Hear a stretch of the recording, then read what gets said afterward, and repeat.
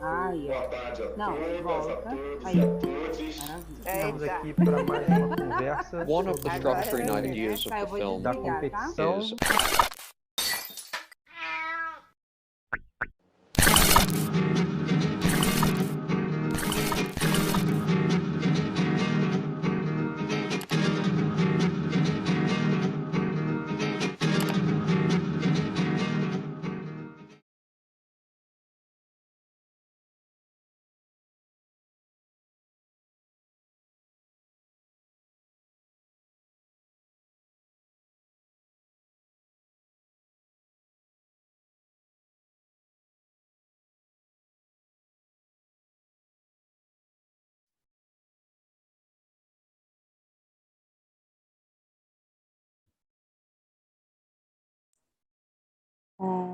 Hi, hello everyone. I think we're online, I'm not sure. Hope we are. My name is Carla Italiano. I'm one of the film programmers of Olhar de Cinema this year. I'm sorry, I had the YouTube feedback. I was advised not to leave the YouTube link online open, but I didn't do accordingly. I'll start again. My name is Carla Italiano. I'm one of the film programmers of Olhar de Cinema. And I'm here with Carol Almeida, which is also a programmer on the festival. And we would like to welcome Kamal Aljafari, who's here with us for this open conversation. Thank you very much for both of you.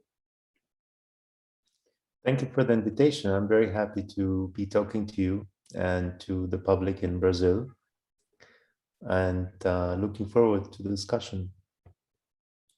Yeah, thank you, Carla, for the invitation to be a part of this, and thank you, Kamal, for the generosity and being here with us. Yeah, we're going to start a conversation, and we actually did choose to call it Open Talk with Kamal Aljafari, and not exactly a Q&A or a masterclass, meaning we will be here just suggesting some topics and ideas that could help us approach your films and your body of work. The focus section on Olhar de Cinema each year dedicates itself to a different filmmaker, both Brazilian or foreigner filmmaker, that is yet unknown or less known in Brazil. So this year we chose very happily the retrospective on Kamal Aljafari's work. This was actually, I'm going to talk just a little bit about the idea of this focus section, how it came to be, and then I'll just make an initial comment to Kamal, and then we can just go from then on. When we were on the programming team and watching all the submitted films, and we came across An Unusual Summer, which is Kamal's latest feature, we were just impressed and stunned by the power and the expression of this particular work. And from this film specifically, we dedicated ourselves to watch all the other films made by you, and we were presented with this very unique and rare and singular body of work comprised of 4 feature films and also 3 short films, and that it fitted perfectly inside the idea of this focus section of the festival, that it's interested in these films that have this kind of aesthetic and political proposition towards cinema and towards the world reality itself, and also this kind of new investigation that it's updated and remodeled with each new film, each new work. And your films, all of them, they comprise this in a very interesting and inspiring way. And I've just express how this this one specific dimension that touches me personally, that is how this personal history and your family history is intertwined and inseparable from this national history, or I mean the Palestinian history, and from this kind of ways of resistance to the systematic attempts to erase the stories and these people and this you know, lives.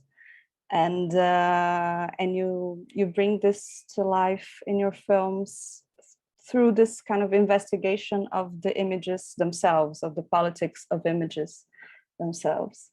So maybe as a starting point, we could go back to the beginning, and I mean this about the year of 2006. That it is the year that you released your first feature film, The Roof, which is mainly a documentary, and it's related to this this story, this narrative of your family house, and how the second story of the house is never finished. And but not only about that, but it begins with this specific happening. And 2006 is also the year that the images in An Unusual Summer were made, and they were captured by your father through a surveillance camera. And in between these two films and the symbolic dimension of this year of 2006, you have kind of this amazing trajectory, just this path in cinema that comprise all your films or your feature films, with different perspectives and possibilities and modes and formats and aesthetics, and you know, this kind of building of cinematic oeuvre. So maybe if you could just speak a little bit about the symbolic nature of this year, of this date, but also how it allows us to connect your first film and your latest film and all of your works made in this last 20 years or so. Thank you so much. It is in fact a very particular year, 2006, because it is the year that I finished my first film. And it was a film that basically was as well a search for my cinematic language. It was the first film that I shot in Palestine. And I was very much looking for the language that I need to express myself, cinematically speaking. And it was a very difficult time, in fact, for me, because making this film was quite complicated. Simply because the people who financed the film, which was mainly the second German TV station, they were very disappointed because the film didn't provide them with the cliches and stereotypes that they know about Palestinians, and the image that they wanted to see again, basically confirming what they know from TV and newspapers. So it was very long struggle for me to make the film the way it is. And in fact, I always felt that I could have done a better film, and being more poetic and more radical. And I lived with this feeling for a long time, until the moment that I made the last one, An Unusual Summer, which was shot in 2006 as well. And the material came from a surveillance camera installed by my father. And in a way, I saw that in an opportunity to close this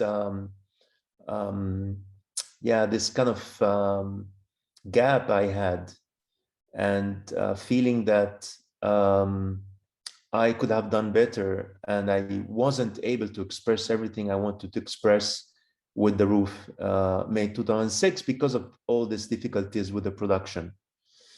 While in this case, in the case of the surveillance camera material, I had really, in fact, found a treasure of images. I always say that I could make 3 films or even more with this material, because the camera, which was installed and directed towards the car and one corner of the street, in order to catch the culprit, the person who threw the stone on the car, captured everything else, meaning the daily life of my family, the neighbors, the corner of the street that I would see when I open the door, when I go back, or when I lived there as a child. So this was really very, in a way, very fascinating for me to have found this material. And I could somehow do everything I couldn't do with The Roof. I mean, of course, it is almost 14 years later, and my sense of aesthetic and ability to work with images have progressed and developed since then. So in a way, I was happy that I have made this film so many years later, and had the ability to express many things that I couldn't express before. Hi, Kamal. Talking about that, the process of finding what your father recorded in 2006. We understand by watching the film that this was a film that happened during, the editing process, and we know, because we've already had that talk, that you took note while watching, all of those images. And one of the things you already told us is that you wrote down lots of things in a notebook, and you kept that notebook. There are lots of things written down on that notebook. And the notebook itself helped to, create a language for the film. The language, with all those intertitles that the film has, that obviously comes from the things you wrote down while watching those images. I'd like you to, as a moment to start talking a little bit more about the process, particularly in those 2 last films you've made, Recollection and An Unusual Summer, how the process of making those films are connected to the way you watch the images, and the images are telling yourself something that you didn't know until you've seen them. So I'd like you to talk a little bit about that notebook, how you wrote it, what interested you in those images, and how this is connected to things that you are interested while as a filmmaker. Well, the idea of having already the images is something that I find quite attractive, I would say, because making the images, as I explained before, in the first film I made, caused me a lot of problems.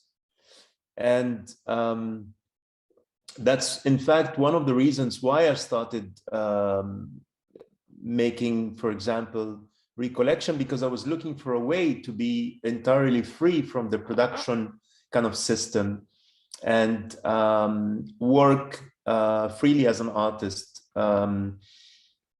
Almost like you would work if you were a painter or a musician. And in that sense, finding material of An Unusual Summer was again an opportunity to continue with this practice. Now, I started watching the material, and I realized that it's going to be really impossible for me to remember anything if I don't take notes. And in fact, I started watching, and I was so fascinating by what I was watching that I was just watching all the time. And surely for me, it was very personal because I see the daily life of my family, and I see all the people that I knew from my neighborhood, and I see them again, and then I started taking these notes that were actually supposed to help me to go back to scenes and moments that I might be using for the film.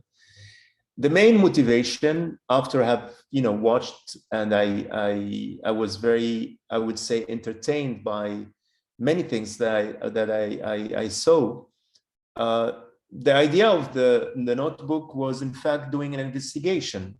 So the main investigation was to find out who was the person who broke the car's window. And through that investigation, I got interested in almost everything that I see in front of me. So it was almost an investigation that a detective would do. And this is something I very much enjoyed doing, because you have things happening in front of you, and you take notice of things that nobody else had seen. And every movement around the car becomes, in a way, suspicious. And it becomes suspicious in a very, often a very comical way and a very mysterious way, because suddenly you see a boy walking by, and then for whatever reason, he looks beneath the car, and then he picks up a stone, and then he walks, and then he throws the stone.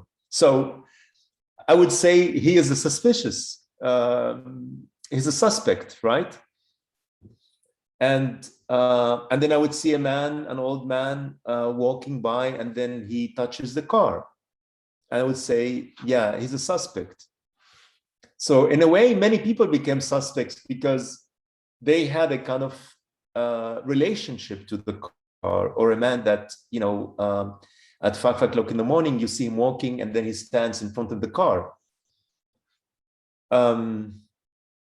So I was very much interested in this part of the recording, which is the absurd, the daily life, and also the daily life of my family, the neighbors. So I ended up writing almost everything. It was really difficult to stop taking the notes, because anything becomes so interesting. Seeing two old ladies walking, and then some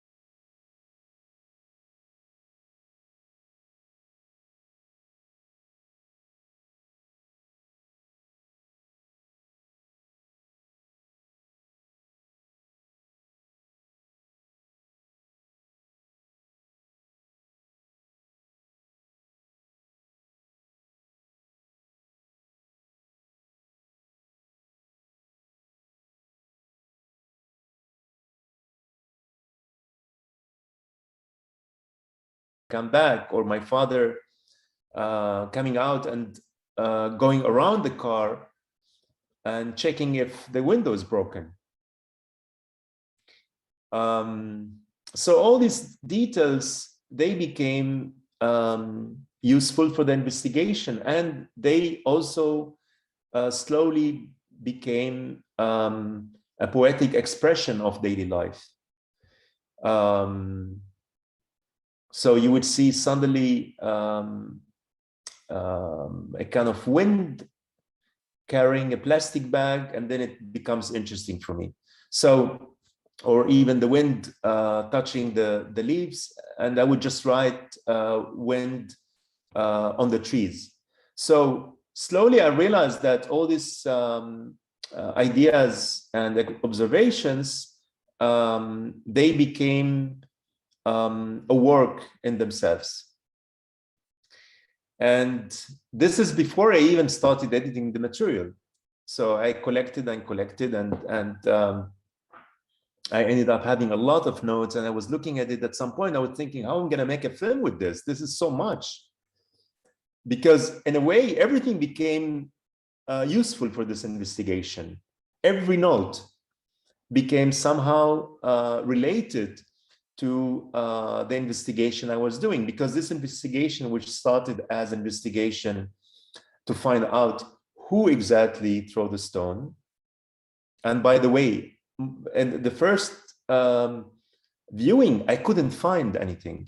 And I was really frustrated about it, because I thought, okay, I'm not able then to make a film, because I have to find him. I have to have a reason to make this film. So I phoned my sister and I told her I cannot, because she told me that he must be on these tapes.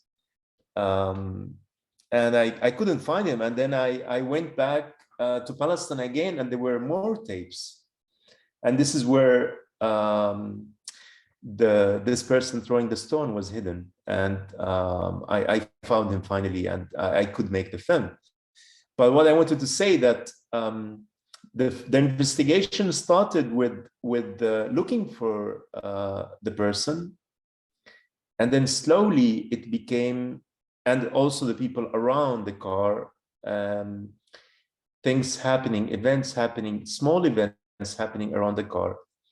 And then it becomes an investigation into gestures, into daily life, and rituals, and memories, in fact, that I had that came up while watching. I mean, this kind of memories, they would never somehow come to your mind if you don't have really a personal, direct personal connection or a reason. And actually, these memories, they still come up even now. I suddenly remember, because I was watching one part of the film, that the man that I describe as, I say, he has been many times in prison. He has always a soda in his hand. Only yesterday, I remember that we used to call him Pinocchio. And I don't remember why, but I suddenly yesterday remembered that we used to call him Pinocchio, this man. He was a child, he was like a teenager in our age back then. So it's very interesting how things function, how in fact memories, for whatever reason, suddenly arise. And this is exactly what I liked about working with this material, because it was a treasure in a sense that it allows so many things to appear. And for me as well, for example, to write the final text of the film. I wouldn't have even thought about writing it if I wasn't making this film. So it's a very mysterious, unconventional way of making a film. It's a very free way of making film. It's really about trusting who you are, and whatever you feel and you think while making this film, and eventually this becomes the film. So apart from this idea that I'm making a film about the story of a person who throws a stone on a car, I didn't have any other ideas. In fact, this was the main idea. And then while beginning to watch, I had so many ideas related to the investigation, to where I come from, to my family, to the history of this neighborhood, which is called the ghetto, named the ghetto after the occupation in 1948, because the Israeli militias at the time, they forced the tiny minority would stay behind to live in this one neighborhood. And the vast majority of the Palestinian population of this town, Ramle, got displaced and were expelled from the town.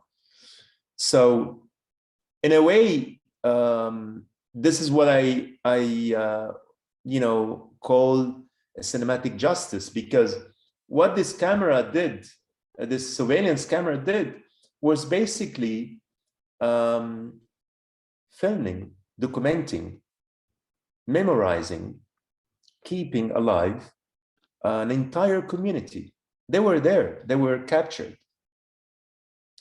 And that's again the reason why I look at it as a treasure, because this was something that I couldn't do myself. I couldn't make myself stand there with a camera 24 hours day and night and just film one corner. No one would do that. And in a way, this surveillance camera, once you start working with it and add sound to it, we can talk about this aspect, becomes the most powerful cinematic tool that you could ever have. So all these details that somehow appeared in front of me, memories and ideas, were finally useful to make this film. I mean, an idea like, or a thought like, life must be disrupted in order to be revealed. This was, in fact, just a thought that I had while watching very late at night. I started taking these notes, and finally, it was very useful for me to use in the editing, in creating the structure. Now, creating a structure for such a film is something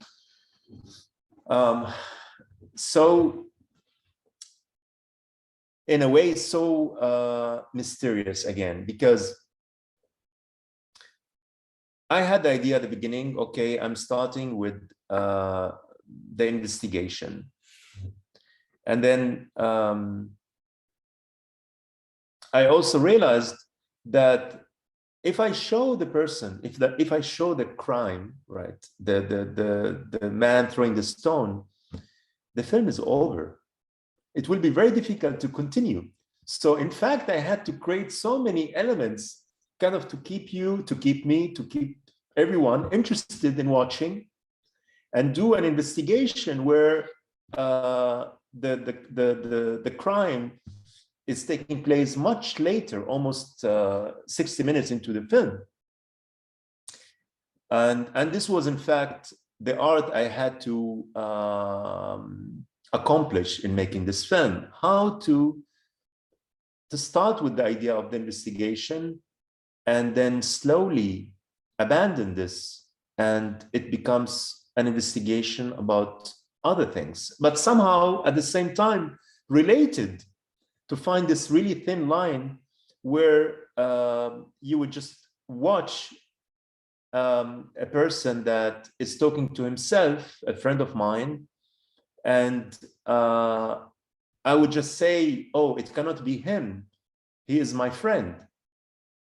So, and then I will give him, in fact, the stage to be who you are, to be who he is, and to repeat the sentences that he says. They have taken everything, they have taken everything, that I, by the way, I recorded with him.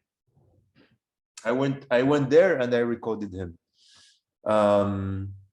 So it was really a work of, give and take, of trying out things, and slowly the film started making itself. And this is something that is quite fascinating with the film when this is happening, when the film starts making itself, meaning that I kind of lost control of a structure. And this is what editing and assembling images and sound and working with text is all about, is really to achieve this moment where things start to happen and appear organically? Actually, I must confess that at the very beginning of the film, I felt like you were, I was being tricked by you to keep, to keep watching the film to understand who threw the stone, just for you to conduct me into those, which for me, for example, is the brilliancy of the film is the daily life that you try to capture. But then while watching the film, I noticed that you tricked yourself into that too, as well. That, the idea of finding this person who threw the stone actually was something that you started with that, but then you abandoned it while, watching those images. And then at some point we obviously found, we find out who that man is, but at that point, it doesn't interest it that much. It's not, the most important part of the film. Actually, far from that.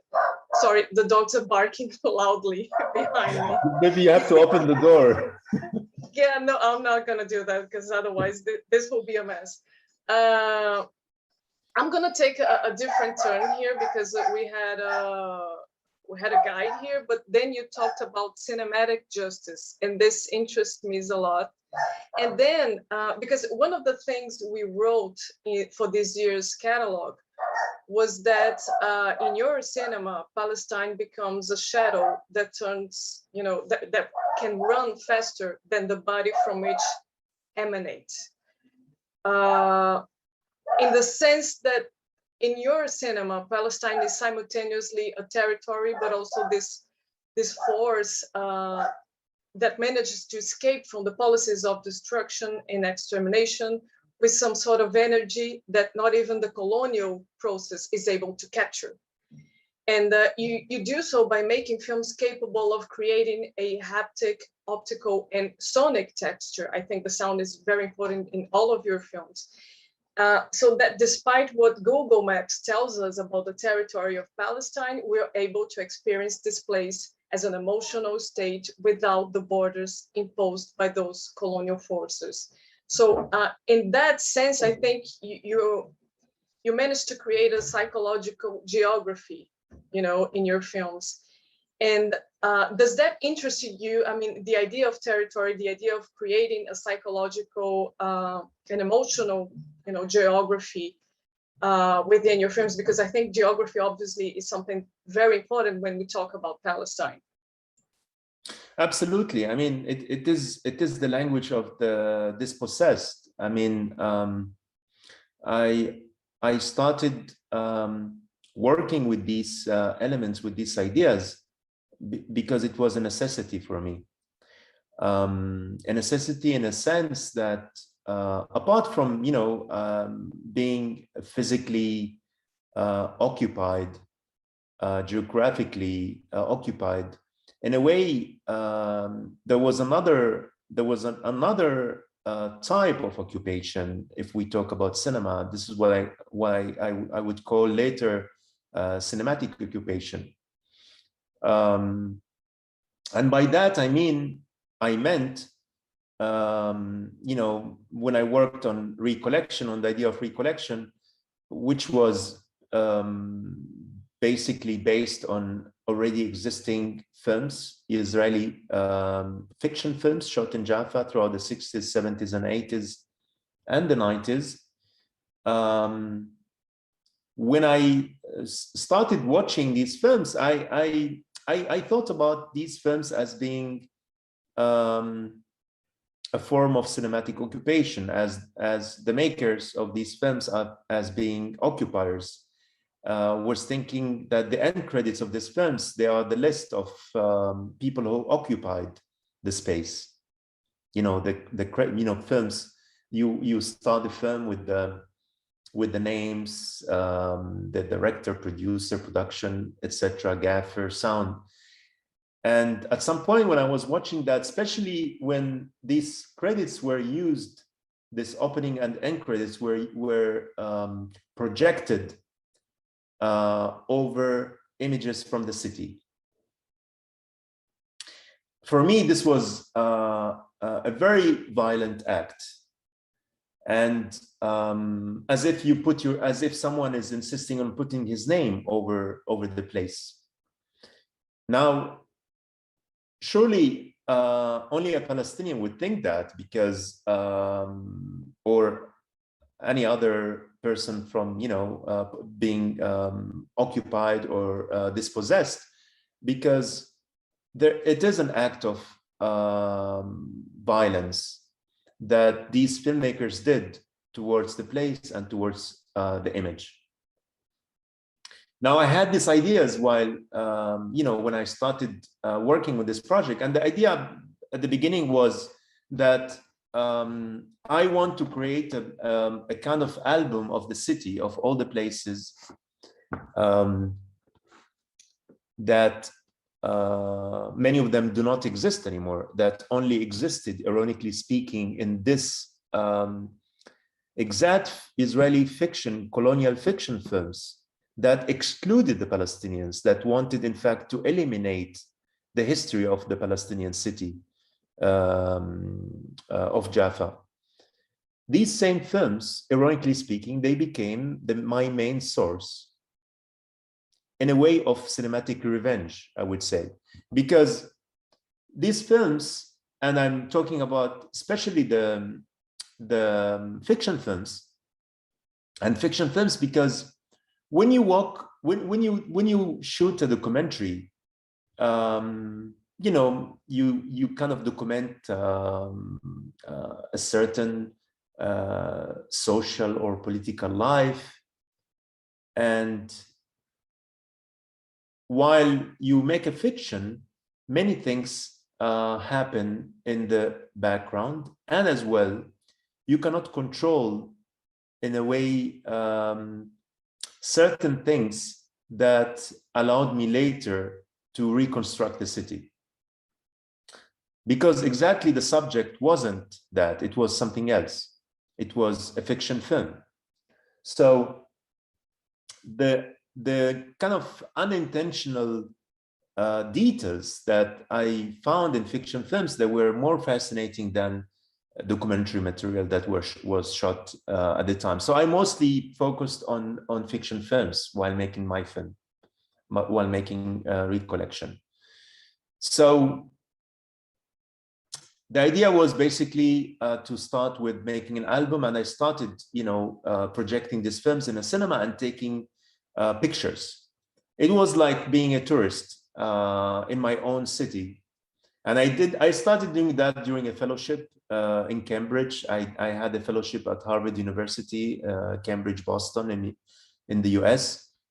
And it was really a very bizarre time because it was winter, and I actually one day got stuck in the cinema because there was a snowstorm outside. I couldn't leave the cinema. I would do that during the night because the owner of the cinema, he told me you can do that during the night there. And I continued watching and doing work. And then this was a moment where I found a film where I see my uncle passing by in the background. So, I start with this idea of creating an album of the city, of all these vanished places. And then I find so many other things. It's like being an archaeologist. You start digging, you have an idea, oh, there might be something there. We know that this area was belonging to a certain period of time, and then you start digging, and then you find something else completely, or you find something even older.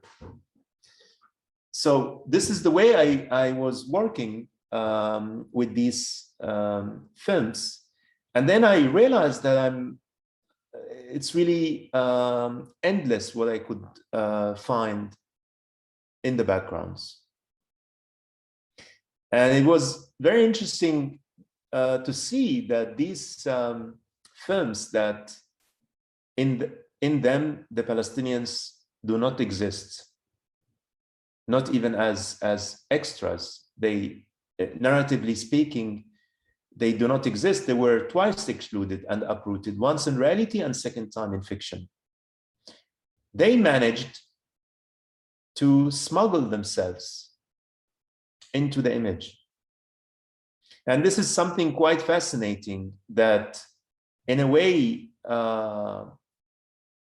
finally, I could make a film with a lot of them that were existing in the image. And I started to believe that they were waiting for me all these years to discover them and to make a film with them, to make them the main subject of the film. So for this project, I produced thousands of images, around 25,000 of both the places and the people that the Palestinians that were in the background, out of focus. All of them, as you see in the images, they're out of focus because they were not the subject of the film.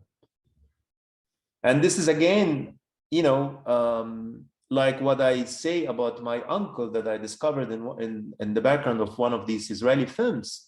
I find him again the way I have knowing him, because he spent 30 years in a mental hospital, and I find him again, and I have known him almost as a ghost, because he would just come to my grandparents' house once in a while over the weekends, or sometimes disappear for long periods of time. And I find him in the background of a film again as a ghost. So all these elements, these were elements where you basically realize that really there's no difference, there's no borders between, you know, the real and the fictitious. And it becomes quite fascinating to discover all these people. Like when I see this picture, I know the name of the person on the left. And I would ask my aunt, do you know who's this other person? And she knew who's this other person. I mean, they're completely out of focus, but this is another thing which is fascinating. They're, you know, human beings that are so different in gestures and the way they look or walk, that you would recognize them many years later, even if they are so out of focus. So this work, which was a photographic practice, if you want, developed later into a film, much later. So I showed this picture to my aunt, and she tells me, this is Diana from the neighborhood. I mean, this is a film which was made in the 70s. And I was really taken by all these details, where suddenly these people started having names and also stories. And all of that is something that I didn't know. I mean, I discovered it because I was working on this material. Like the image with the blue car, the taxi that was parking in front of the house of my family, that I accidentally found it in one of the films. When I showed this image to my mother, she tells me, this is the taxi of her uncle. And then she tells me, he used to take me to El Arish, which is a city on the southern border with Egypt. So all of that is really quite fascinating, because nothing of it was in fact planned. And this is the part that intrigues me the most, is to discover images, memories, stories that I didn't know about. And I realized that this is the real art. This is art. I mean, it's so mysterious. And it's a kind of work that takes you to so many places. In fact, I started making this film recollection because, as I mentioned before, because it was a form of, taking freedom to make a film without, being outside of the system. And then I discovered later this other material with which I made Unusual Summer. And now I'm making another film with already existing footage. So all of that wasn't planned. I didn't have an idea of, making a trilogy of films based on already existing footage or found footage. So it was in a way this process that one film take me to another, and in a way made me postpone other projects that I would like to make. So yeah.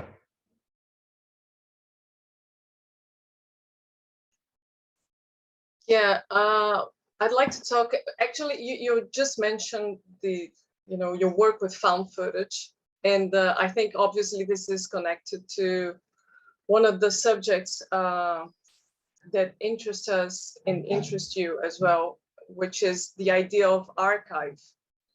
And one of the things, during our previous conversations, we talked a lot about archives, and obviously, and this will lead to your next film that you're already working on it. But the whole, the concept of archive itself is a very important one, not only in cinema, but in arts as well. And some of the things we took note during our previous conversation was that working with archives imply ethic and aesthetic questions. Obviously, one of the main questions is who owns the archive? Who are the owners of an archive? And what does it mean to have an archive, and why some people cannot have it? So I think every concept of archive is directly linked to policies that define what needs to be highlighted in history and what needs to be erased from history. For example, in Brazil right now, we live in a very delicate moment in our cinema, in our country as a whole, in which our biggest cinematheque has been systematically abandoned with the intention to erase, some of the images that are over there. But ultimately, the question of who owns the archive and what creates the concept of archive is a very important one, because why some of the things we discuss are not tagged as archive. So, and that leads to your next film, your next work, Fidai film, because it involves these questions. And I'd like you to talk a little bit how important this is to you, how you are dealing with those found footage at this time, and how from recollection to your next film, this has been changing, in the process of dealing with those images for you. Just, I would like to add just a little bit before you can answer, is that writing about your next film, Fidai, as Carol mentioned, you used the word sabotage, and you also mentioned sabotage as this kind of act of reconstruction and reclaiming of these images. So if you could just talk a little bit more about this act as a kind of sabotage of counter archive.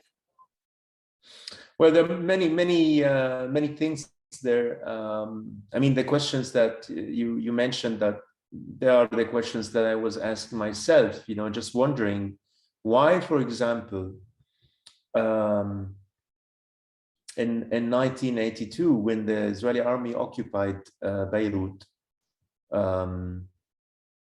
the army sent a unit to at the time, the Palestinian Information Center, which was a building with 8 stores of material, images, maps related to Palestine. It was a work of a group of people who wanted to create an archive for the Palestinians that lost their country, and then so at the same time that there was the massacre of Srebrenica was taking place, where people were being killed in the camps, the army sent this unit to take everything from this archive. Why it was so important for this superpower to take the images, the material, and everything that these people were trying to document. So they take it, and later, a year later, when the army withdrew from Beirut to the south of Lebanon, there were 2 attempts to explode the building, because some of the employees went back and started rebuilding the archive. 2 attempts that failed. The third one succeeded and killed everyone in this building and many others in the street, and destroyed the whole street, injuring many people and killing many people. So I was wondering why would anyone, any state, any occupation force do such a thing? And to be honest with you, I don't have a scientific explanation to that. It's just thoughts that I have that, since the Palestinians shouldn't be existing as people, and they shouldn't have a history, they shouldn't have archive, they shouldn't have images, they shouldn't have maps, they shouldn't have documentations. And that's why also these people that were trying to rebuild this archive needed to be killed. It is terrifying because it is so violent, it's going beyond any imagination. So this is the kind of story I begin with in this new project I'm working on.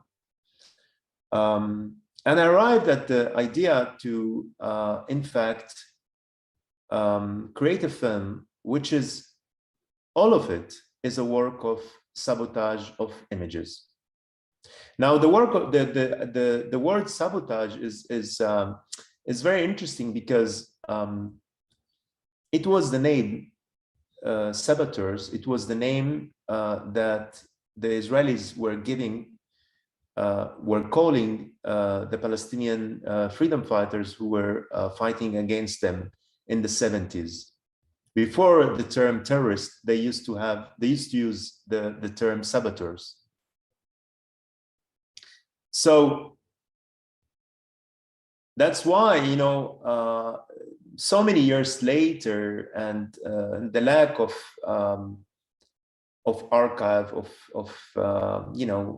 evidence of your existence, you are forced to become a saboteur. And in this case, you are forced to become a saboteur of images, of archives, in order to create,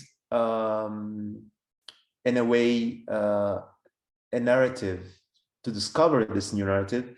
And it's a very interesting idea, because when I had this idea, I suddenly realized, actually, everything I'm doing to these images, by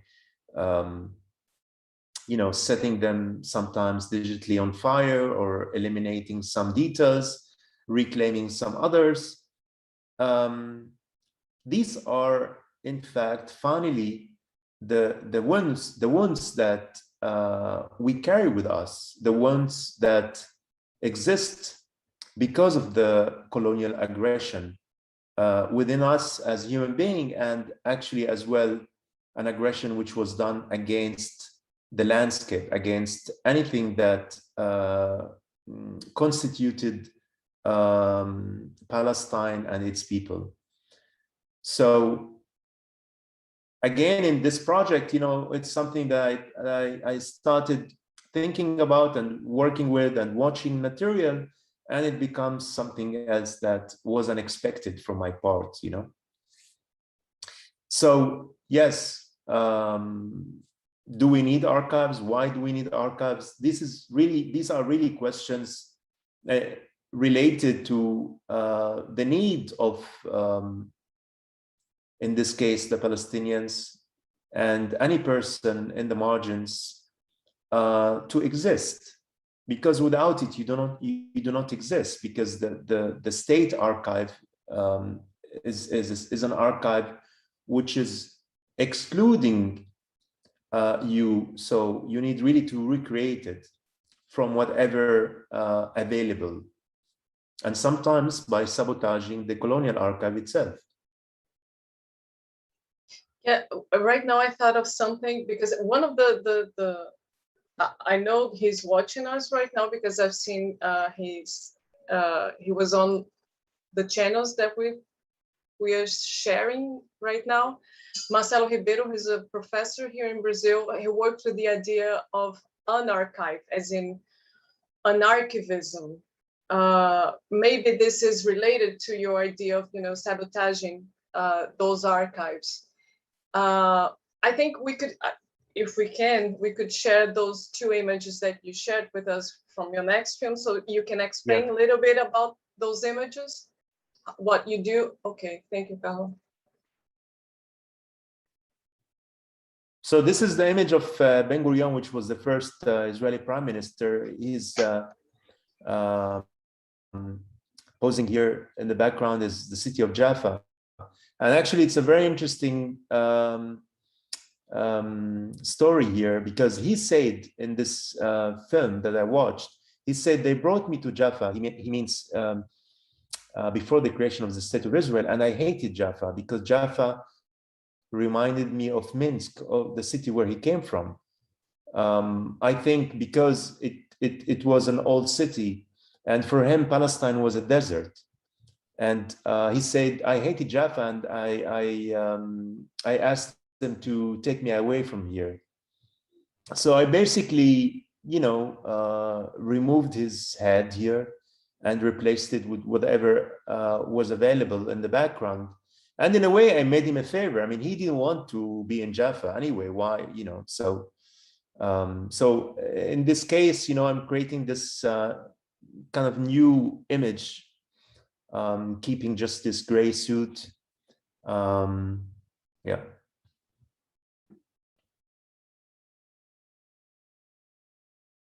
So this is exactly what I was talking about before. Every time I was watching these end credits, I was thinking, oh, this is the list of all the occupiers, the people who took part in the cinematic occupation. And in a way, I wanted to, to emphasize the violent act they did, that it was really, in fact, a very bloody and violent act. And that's why their names, they become these kind of almost drops of blood.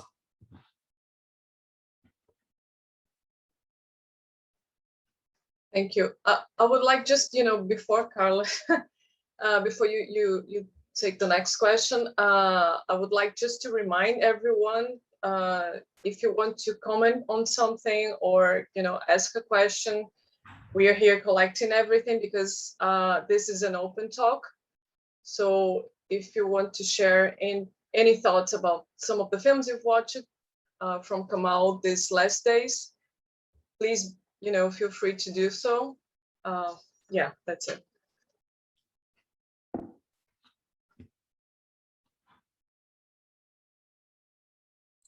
Yeah, I'm a little bit lost here. There's one question that is actually a kind of very open question, but it deals with the idea of your process of filmmaking, each particular singular process of filmmaking in all your, not only the feature films, but also the short films, and how these ideas of how you're emotionally and effectively connected to the story you're telling, or to the material that you've gathered. And this also deals with the idea of you as a collector of materials and images and feelings and memories particularly. And there is one thing you mentioned earlier. I'm trying to find it. I'm sorry, I I lost myself in my notes. But you mentioned that you were talking about recollection, and you mentioned that you were interested in the gestures and the rituals and the everyday life and the memories, and how this kind of these 5 words, they can be they can be interpreted in any of your films. How this, your regard, how you dedicate yourself to the gestures and the rituals and the everyday. But mainly the main question I would like to ask is about the process, how you deal with this particular methods of filmmaking, how each process is a process that you kind of have to create your own terms and your own way to deal with this material and this kind of. I mean, it's really basically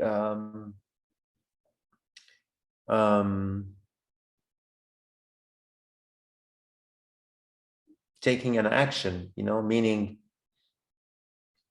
it's true, when you make films, it's always so complicated because you have to write, you have to convince others with your ideas, and you have to have a producer, and there's a system, you have to do applications. And this is exactly what I was trying to avoid when I started making Recollection. I mean, these are films made with little money. They are low budget films. Because in a way, this production mode, I felt is standing in my way to in making films, in making this kind of films. Now slowly I managed somehow to have some people trusting me when I say, okay, I have an idea, but I just have 1 page. I'm not writing more than 1 page for this idea, and then I had some images. But it's very much really being emotionally involved in the subject, and you realize slowly that things happen accordingly, meaning everything you do, you would find becomes related to what you're working on, what is moving you emotionally. But the most important part is really to start, not to wait to make a film. And when I started working with the material, with the Recollection, I realized that everything is existing already in a way. There are images, there are so many images that we can reuse and repurpose and create a new film out of them. Now, I'm not saying that everyone should do that, but the same thing you cannot say about the short that I made, Amphioxus, which was shot in Berlin. This was made also with a few very little budget. In fact, for me, this film, I ordered the camera and many other things that I needed to make it from Amazon. And I shot everything, and then I packed everything back and I sent it back to Amazon. I got back the money. This is genius. I mean, this is brilliant. So this is the true sabotage. This is sabotage, yeah. So I wanted to make this film, and I just had this idea, and I thought, okay, I'm gonna make it. I'm just ordering all the stuff that I need for making the film, and then when I finished it, I took care of it. I sent it back. And so you can always find, in fact, ways. It's really about insisting and not giving up. Now, of course, we live in a system that making us giving up in so many levels. I mean, it's not about making art or films. It's about many things in our life. And in that sense, you can find your way to create, to make a film, and to exist, to narrate, and to continue creating, because through the creation, we become alive. You know, we have more ideas. I mean, if I haven't made recollection, I wouldn't have been making this film now. So it's really about being in the process, being in the move all the time. And this is not the case of cinema, because everything needed to be planned and fixed. And more than before today, it is being controlled by so many factors. And the whole idea of having to write a script and then, you know, going to, people go today to labs and they develop these scripts, and there are so many people talking in. And the other way is really to find a simple method which allows you to express yourself. Now, I'm not saying you shouldn't write a script, but you have to really take the freedom to do other things that, in a way, doesn't other things that allow you to be in progress, you know, to be in this creative mode that you desperately need as an artist, as a filmmaker, to exist, and not to you know, get depressed and do nothing. Yeah, one of the things from the, you know, one of those two images that we showed that is already on your next film, Fidai. Every time I talk, my dogs they try to talk with me.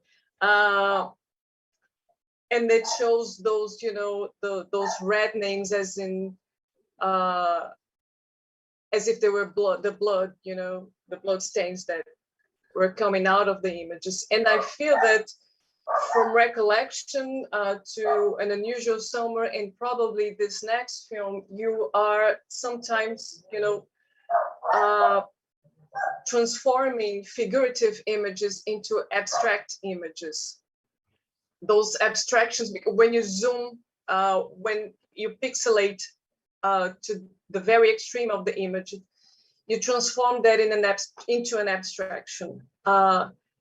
And obviously, this also comes to me as a metaphor, or as a parallel to what happens to Palestine these days. It becomes so many times an abstraction, an idea, because that's, you know, that's a project of power, transforming Palestine into something, you know, something else. So how does that, you know, how the fact that you're dealing with images, they are concrete, they are material, but sometimes you transform them into abstraction. Why? How does that comes to you when, you know, when you start doing that in the editing process? I'm you know, I'm very much interested in art. So surely I come where I come from, and I have, you know, I carry with me the background and the history of my people. And at the same time, I have been always insisting that I want also to create art. And by that, I mean to find my own expression in relation to the material itself. So when I make, when I was making recollection, yes, I'm looking at the places, I'm taking picture of the places, and then I see all these people in the backgrounds, which are already abstracted. So I'm working with reality, which is, we are already out of focus. So this is what I am finding. This is my material. This is where I come from. It's not a choice. It's not an aesthetical choice. It is really a necessity of existence, an expression of my existence. And then I look at these walls, and then suddenly I see a face engraved on the wall. So it is really about looking around and imagining a different universe. And I think this is exactly what any type of oppressive regime, occupation, you name it, doesn't want you to feel and to be, is to have the ability to dream, to create, to free yourself, perhaps only while making this film. You are a free person, or painting this painting, or making this music. And I think this is so important for me to exist, to be able to deal with all these tragedies that continue happening every day. It's endless. I mean, if you want to be a documentarian, you will lose your mind, because you have no ability, in fact, to document everything that is happening, and to document everything that is disappearing, whether landscape or things or people in Palestine. So how do you deal with that? And for me, finding the artistic expression, the abstraction, is something attractive and very close to somehow my feelings towards what I see, and it's a form of getting my freedom. Because imagine you are in a place where you are under threat, constantly under threat, and you have to defend yourself. So you end up, in fact, just defending yourself and suffering twice. Once because who you are and what you are going through, and then second time because you only have to document it. So the third way is to go beyond that and make something else out of it. And I think this is the role of cinema and art, is to take this reality, these tragedies, and everything that is happening, disappearing, and somehow recreated in a artistic form, a new form. Now, surely this form and this art is coming from there. I wouldn't have done this kind of work if I wasn't coming from this place where everything was taken away from us, even images. So in that sense, this language is I see it as a very organic and very much Palestinian language. Thank you. Okay. Thank you, Kamal. We're just checking if anyone on YouTube has sent any questions or comments. Please feel free to send us and we'll read. But before that, maybe I can just ask one next question, that maybe we can talk a little bit more about your two first feature films that we haven't spoken much about, The Roof and Port of Memory. And maybe one aspect that is strong in these two films, but not only on them, is this kind of autobiographical dimension, if I can use the expression. That is not that this term comes with a series of predispositions and prejudice maybe attached to it, but I'm referring to this intention that is always present, that to say I, to use the first person, and to deal with your family memories and your family house, and particularly in Port of Memory, which has this kind of more fictional liberty in the devices and the procedures and everything. You choose to work with members of your family, your grandmother and your aunt. And The Roof, there is this explicit attention to your parents and the stories that surround this house, and all this elements will come back in different forms in your all your films or your feature films. So maybe I would like to ask how is it for you in each film that you create this kind of relationship between something that is considered personal or familiar or related to your personal story and your feelings or and your intentions, and to this kind of building of a community that is inseparable from your own experience and your own life and your family life, and how your films, how they deal with this this kind of passage that that considers this idea of collective, of a community, of a collective, as something political from the beginning, from the start. It's always political. Something, it's it's a position each of your film take. So how do you see that? I think it is again related to a kind of state of mind that I always had,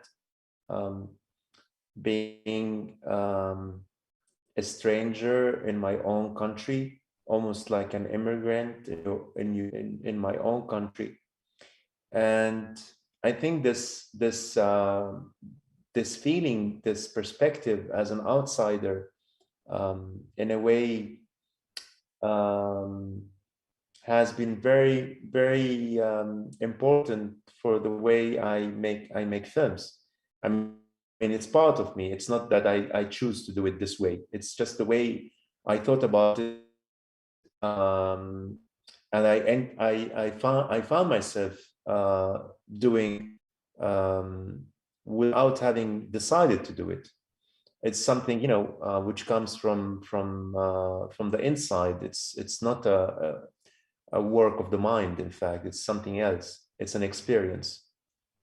But I would add to that as well the fact that I lived abroad for a long time, and every time when I go back, I have this point of view of someone returning. So I'm in a kind of constant return, and I think I even had that when I was living there, simply because of the feeling that I mentioned before, and because you are if you are a person with a political awareness, you turn automatically into a witness. You start witnessing all these things happening around you,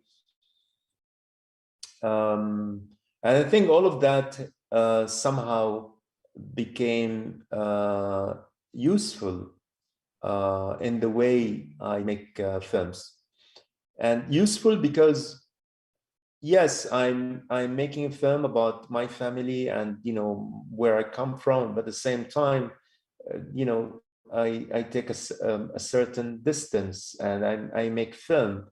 I want to create a certain aesthetic that I like, and abstraction that I like, which I would say, yes, it is Palestinian, but also it has become universal, because the Palestinian experience has become a universal experience of, many people share it. Unfortunately, it's not something to be happy about. So in a way, this language, this universality, I think is something that became to be like that organically with time, and connecting many things together that finally becomes a film. And as I mentioned before, I really like this idea of working freely as a painter, as an artist, as a musician, while making films, because in this way we discover, we learn, and we see things that we didn't see before, we didn't discover before, we didn't experience before. And this is the main aim of art, in my opinion, as a form of existence, of escape from reality. And that's a very, very kind of strange contradiction of art being an expression of our experience, sometimes of reality, and at the same time an escape from it. And for me, this is an escape. The way I've been making films, it's a form of escaping, of building up another reality, another world, another experience, and creating art. Yeah, we've already have, we have some questions. I think one of them is directly related to the question Carla just asked about, your first two films, because it is addressed specifically to Port of Memory. Marcia Smith asked you, she'd like to hear you talk a little bit more about Elias Suleiman, and how, and if he's an inspiration to you, to this melancholic gaze that is also, and it's a little bit surrealistic as well, that is printed in Port of Memory, if he's an inspiration to you in that case. And how was the process of this, making this film where, what's real, what's fiction, blends into one thing, and where did the idea of the character from the, I think she wrote down here, o cara da moto. How do I translate that, Carla? The man in the motorcycle. The man in the motorcycle. Yeah. Okay. How did it? Yeah. He appear? Sure. Well, of course. I mean, Elias Suleiman has been an inspiration for me to make films. When he made his first film in 1996, Chronicle of Disappearance, and I was still a student living in Palestine, and when I watched the film, I was so amazed, because I realized, in a way, that everything is there. And I think Elias Suleiman was the first Palestinian director, filmmaker, to find really the cinematic expression to the Palestinian experience. I mean, there were people in literature like Anton Shammas or Emil Habibi that also had an eye for the absurd, for the banal in our life, for the daily life. But I think in cinema he was the first to make it. And this film, Chronicle of Disappearance, was really an inspiration for me to make films, in fact, back then. Because this was made with his family, and I thought, okay, I could make it as well with my family. And I could find, the tools that already exist in my surroundings and use them to make films. So in a way, this is something that inspired me, and also taught me how to look at things, and made me see things that I didn't pay attention to before. So about the person who on the motorcycle, it's actually someone everything you see in Port of Memory is something that I experienced and I saw. And I was walking in the neighborhood and I saw a man doing exactly this. And I couldn't stop him because he was like in this hysteria, and I wanted to stop him and tell him, I'm making this film, can you act for the film? It wasn't possible. So I casted someone else to do exactly the same. So, and this is exactly what what we were talking about before, is really being emotionally involved. Things happen accordingly. I mean, everything becomes like for your film. Everything happening is for your film. The same with the women knocking on the door. It was exactly this happening We were shooting in Sunday House, and an Israeli woman knocked on the door and asked exactly this question. And later on, I told her, "Oh, we are making a film. We would like you to reenact this," but she refused. And then I casted someone else, and she did this exactly. That's great to hear. Okay, continue. Do you want to add something else? No. I think this was all, no?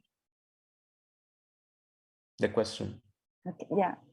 We have another comment and a second question from the YouTube comments. Milene Migliano says that it's great to dive into these dreams of a world, to get to know Palestine with you, Kamal. Thank you very, very much for the beautiful sharing. And also Clarissa Campolina, she says, she asks, I would like to know a little bit more about how you thought the sound, both the Foley and soundtrack of An Unusual Summer.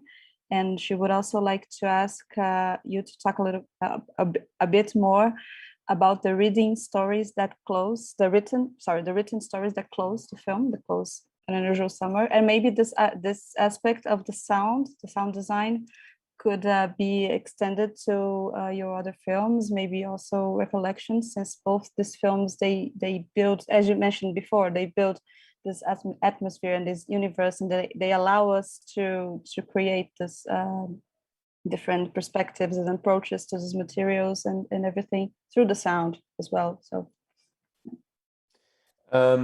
yeah, sound. I mean, it's a very important element because it is so mysterious and hidden, and somehow emotional in a way that images cannot be. When I started making the sound, the recordings and the Foley for An Unusual Summer, suddenly this very abstract and cold and sometimes uninteresting footage becomes very emotional, because you just add steps to it, or a wind, or whistling, or sounds of birds. And it is a work that I very much enjoy doing, because the possibilities are really endless, what you can do with sound in terms of creating a narrative, a counter narrative. It wasn't ever for me about serving the image, but rather really adding to the image something that can only be added through sound.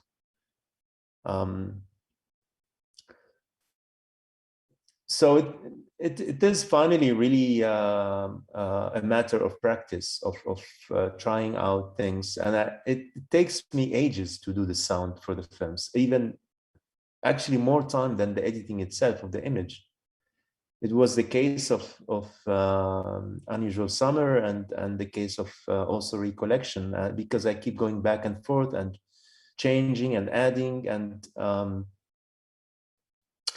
then finally, the film starts taking shape.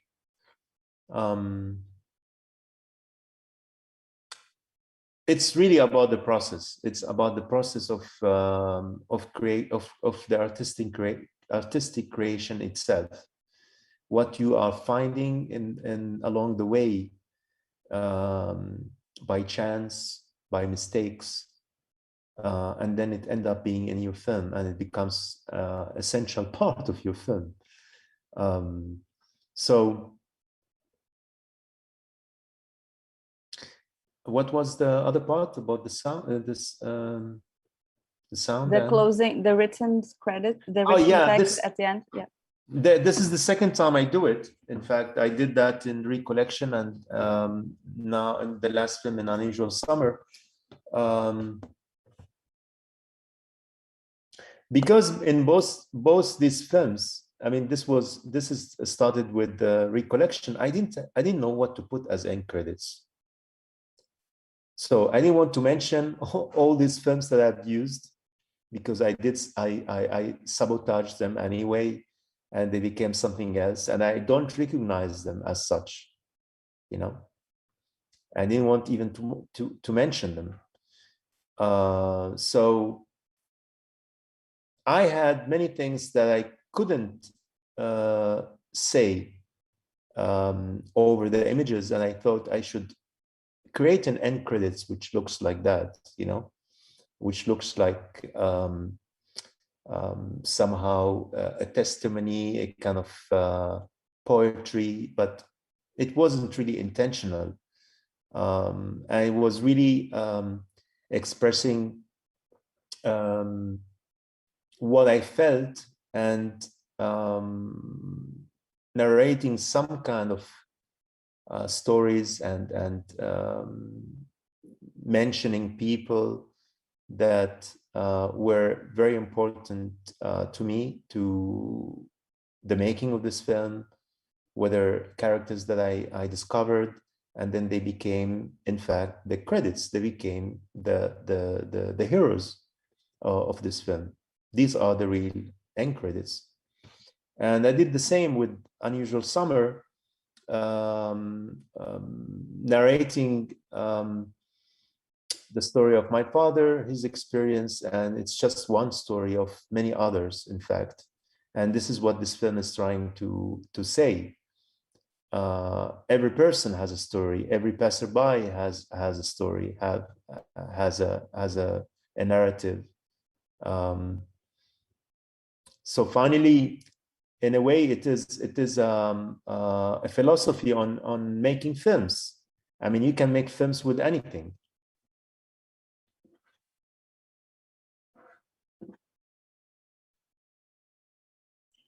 We're trying to decide which one of us will make the final question. Yeah, because we have many questions, but we have, we don't have that amount of time. But I think I would go, Carla, to your question. I like it very much. We were deciding here which question we would make as the last one.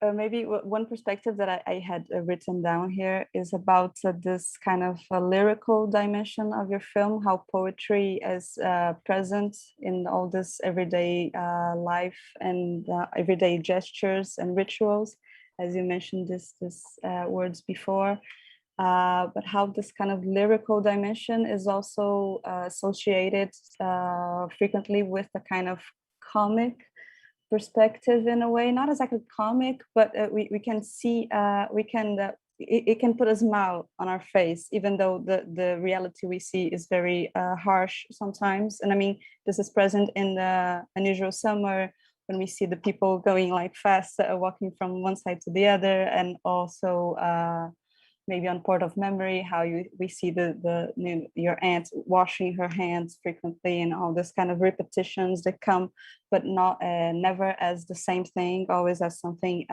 new, something anew.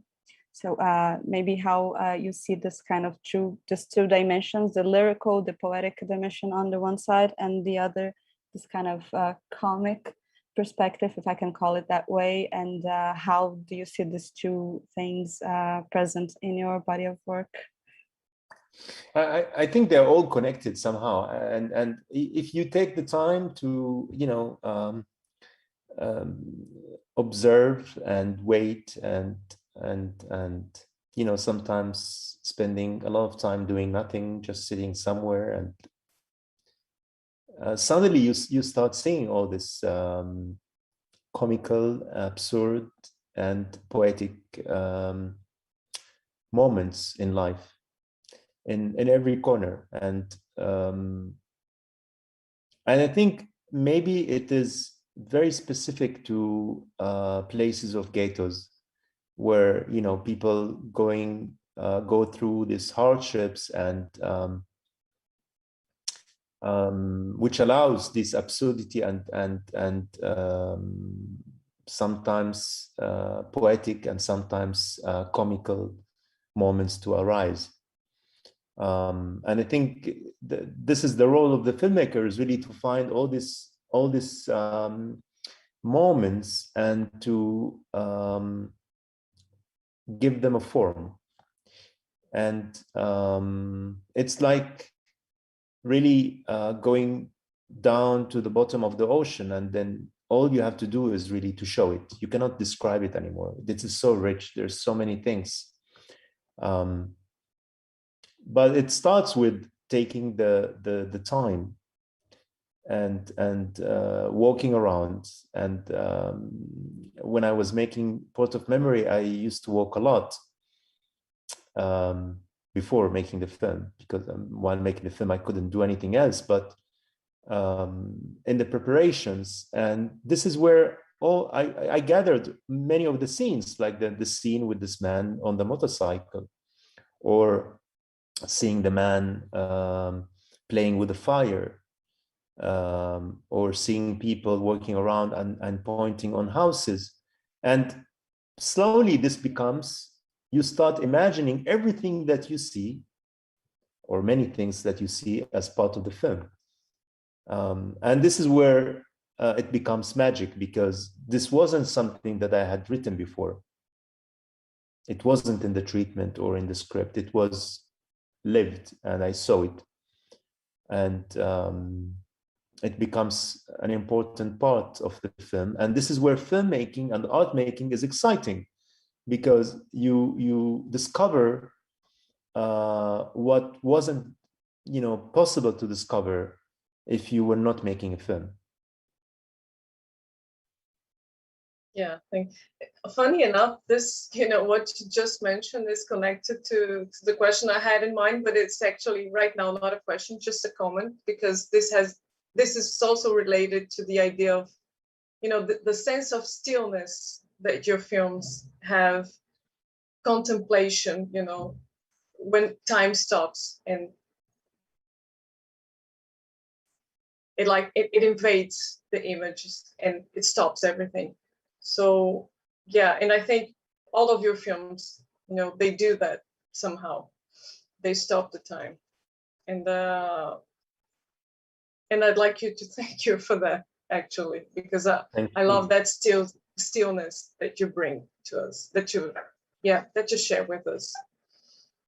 Thank you so much for allowing me to talk to you, to meet the audience in Brazil, and have my films screened in Brazil.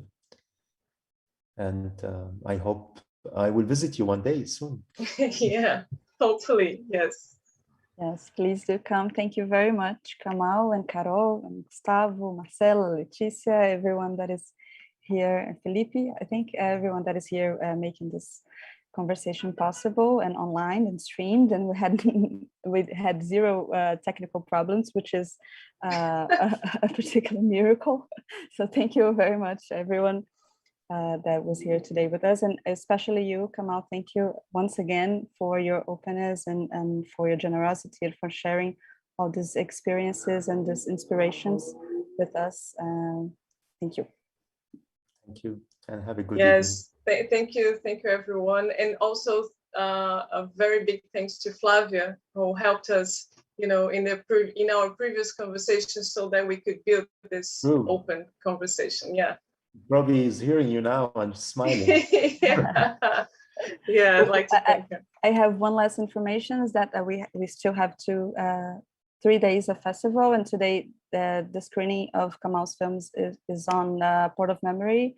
Tomorrow is Recollection, and on Thursday is An Unusual Summer. So if you haven't watched any of these films, please do. And all his short films are also online, on the YouTube channel that you are in right now, the Olhar de Cinema YouTube channel. So please watch them, because they're, I was introduced to, his work through those short films, and they are amazing. So yes, this is an invitation. And we forgot one important information as well, is that an interview with Kamal made by Natalie Handel, a poet and intellectual that was kind to allow us to translate the interview to Portuguese. So this interview is published in the festival's website. So you just go there and research, and it was made at 2016 at the time of the launch of the Recollection, but it deals with a lot of ideas and themes that were present here today in our open conversation, in our open talk, but also about many other things. So check them. Okay, thank you everyone again. We'll see you. Thank you. Thank you. Bye. Thank you. Aí, Boa tarde a não, todas, volta. a todos Aí. e a todas. Maravilha. Estamos aqui para mais uma conversa One of the sobre structuring Agora, ideas tá, of eu the vou film da desligar, tá? competição is